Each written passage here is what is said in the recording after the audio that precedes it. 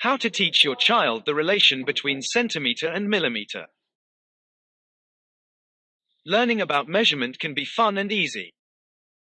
Today, we'll explore the relationship between centimeters and millimeters using a simple ruler.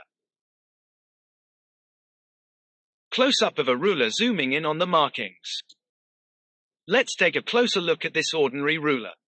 See those longer lines with numbers?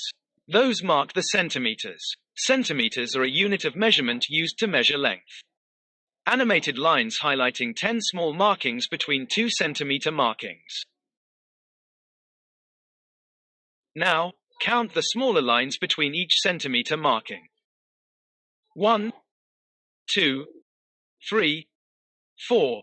Link to dot all the way to 10. These tiny lines represent millimeters. There are 10 millimeters in every centimeter.